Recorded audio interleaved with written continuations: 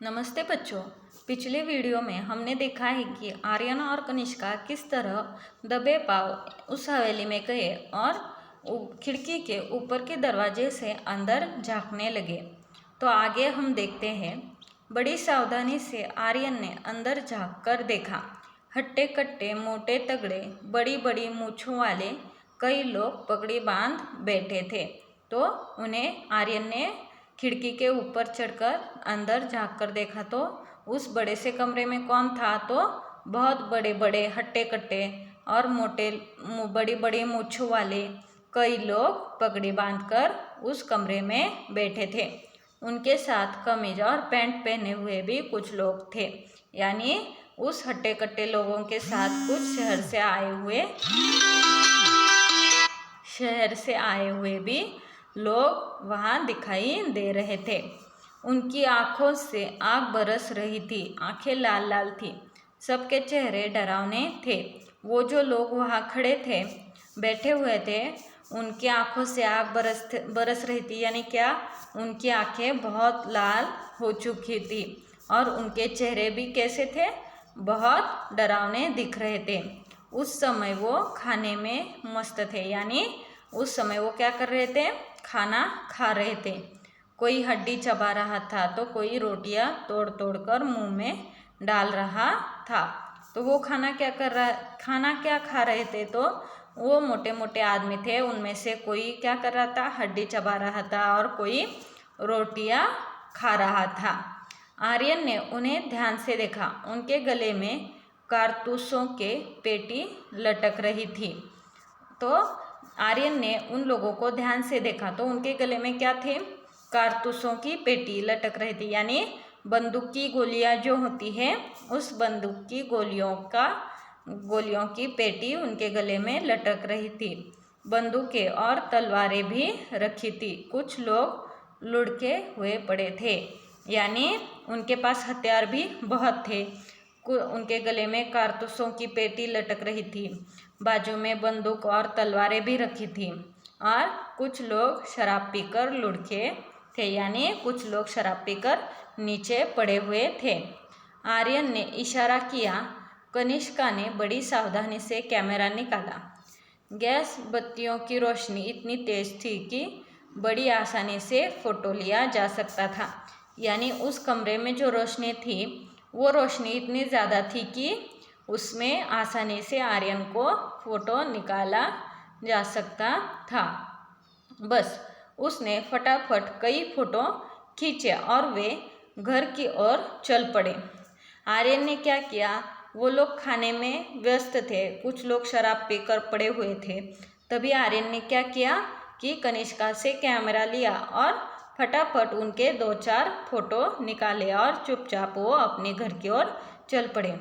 अगले दिन सवेरे सवेरे आर्यन ने साइकिल उठाई और नारायणपुर की ओर चल पड़ा। यानी अगले दिन, जिस दिन उन्होंने फ़ोटो खींचे थे, उसके अगले दिन आर्यन ने क्या किया, अपनी साइकिल ली और मामा जी के गांव के पास ही, जो नारायणपुर के गांव था, उसकी ओर वो चल पड़ा। वहाँ फोटोग्राफर की एक दुकान थी। नारायणपुर में क्या था, तो फोटोग्राफर की एक दुकान थी। सभी फोटो तैयार कराकर शाम तक वह लौट आया। यानी कैमरा में जितने भी फोटो आर्यन ने खींचे थे, वो उस फोटोग्राफर की दुकान में जाकर उन्होंने उसे तैयार किया और शाम तक वह लौट कर आया। कनिष्का ने अपने पिताजी से कहा, आप कहते हैं भूतों के पैर उल्टे होते हैं, उनकी छाया नहीं होती, उनके फोटो नहीं ले सकते, लेकिन कल रात हम भूतों के डेरे पर गए थे, वहाँ कुछ फ़ोटो लिए हैं, ज़रा देखिए। तो उन्होंने फ़ोटो पिताजी को दे दिए। यानी आर्यन ने जो फ़ोटो तैयार करके लाए थे, उसे कनिष्का ने अपने पिताजी को दिखाया और कहा कि पापा, आप तो कहते थे कि भूतों के पैर उल्टे होते हैं, उनकी छाया नहीं होती, उनके फ़ोटो नहीं लिए जा सकते, लेकिन हम उस दिन वहाँ गए थे और उसके फ़ोटो भी हमने खींचे हैं, आप देखिए ज़रा। वे परेशान हो उठे। उन्हें ऐसा खतरनाक काम पसंद न था। फोटो देखकर उनकी आंखें खुली की खुली रही। बोले, तो क्या भूत इंसानों जैसे होते हैं? मामा जी बच्चों का काम देखकर बहुत परेशान हो गए। उन्हें ऐसा खतरनाक काम करना बिल्कुल भी पसंद नहीं था। और जब फोटो मामा जी ने देखे तो उनकी आंखें खुली की खुली रह गई, यानी वो फोटो देखकर दंग रह गए और बोले कि तो क्या भूत इंसानों जैसे होते हैं, यानी भूत इंसान जैसे होते हैं क्या? इंसानों जैसे नहीं, इंसान ही भूत है। देखिए ना, इनके पैर सीधे हैं, इनकी छाया भी है और इनका फोटो भी आ गया। असल में भूत वूत की अफवाह है, कोई हवेली की तरफ न जाए, इनका रहस्य न खुले, इसीलिए उन्होंने भूत होने की अफवाह फैलाई है। तो जैसे ही मामा जी ने कहा कि भूत क्या इंसान जैसे होते, तो आर्य ने क्या कहा, इंसान जैसे नहीं, ये जो इंसान है वही भूत है। देखिए इनके पैर भी सीधे हैं, इनकी छाया भी है और इनका फोटो भी आ गया। तो असल में हवेली में कोई भूत नहीं है, उस हवेली में कोई ना जाए, उन डाकुओं का किसी को पता ना चले, इसलिए उन्होंने वहाँ अफवाह फैली है कि वहाँ भूत है। यदि लोगों का आना जाना रहता तो ये लोग वहाँ अपना क्रियाकलाप कैसे चलाते, यानी यहाँ अगर उस हवेली में लोगों का आना जाना होता तो उन डाकुओं को अपना काम करना बहुत मुश्किल हो जाता था। फिर कुछ रुक कर बोला, आप मेरे साथ थाने चलेंगे, मुझे इस मामले में बहुत गड़बड़ लगती है, आर्यन ने कहा। तो आर्यन ने मामा जी से क्या कहा कि आप मेरे साथ कहाँ चलो, पुलिस थाने चलो, मुझे ये जो लोग वो इस लोगों का जो मैंने फ़ोटो खींचा है मुझे उसमें कुछ गड़बड़ लगती है। तो मामा जी और आर्यन क्या हुए, थाने चले गए। थानेदार ने फोटो देखते ही कहा, इन डाकुओं के गिरोह ने कई वर्षों से ही बहुत उत्पात मचा रखा है, डकैती राहजनी इनका पेशा है।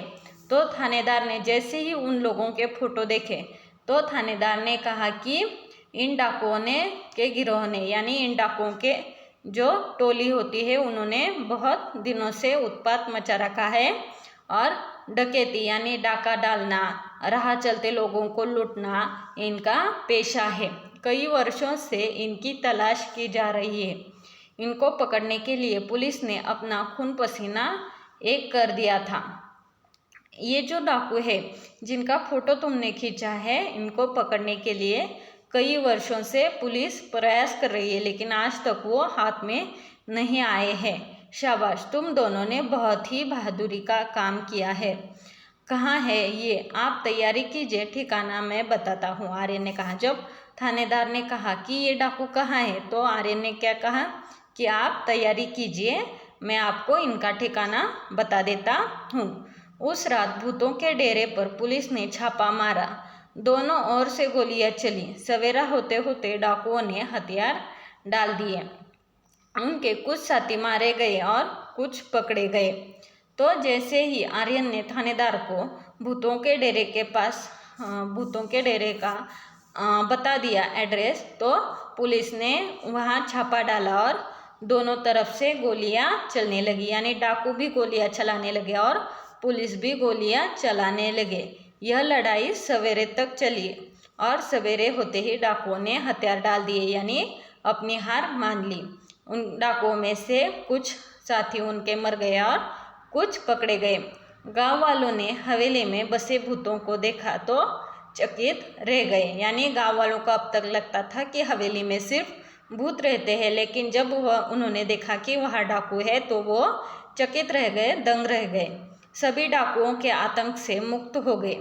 जिला कलेक्टर ने आर्यन और कनिष्का की बहादुरी के कारण उनके नाम राष्ट्रपति कार्यालय को भिजवा दिया। यानी उस गांव के जो जिला कलेक्टर थे उन्होंने क्या किया, आर्यन और कनिष्का को जो उन्होंने बहादुरी दिखाई थी उसके लिए उसके नाम उन्होंने राष्ट्रपति कार्यालय को भेज दिए। और उनके आने वाले गणतंत्र दिवस पर महामहिम राष्ट्रपति के हाथों उनका वीरता पुरस्कार से सम्मानित किया जाने वाला है। यानी आर्यन और कनिष्का ने जो बहादुरी दिखाई थी, गांव वालों को डाकुओं के जात से जो मुक्त किया था, उसके लिए आने वाले गणतंत्र दिवस पर उन्हें वीरता पुरस्कार से सम्मानित किया जाने वाला है। तो देखो, आपको ये पाठ समझ में आया? अगर आया है तो आप इनके नीचे जो क्वेश्चन आंसर है जोड़ियाँ मिलाओ और उत्तर लिखो, ये आप अपनी नोटबुक में लिखो। और ये जो चित्र दिया गया है इस चित्र पर आधारित आप 10 वाक्य बनाओ और मुझे अपने व्हाट्सएप नंबर पे भेज दो। Thank you.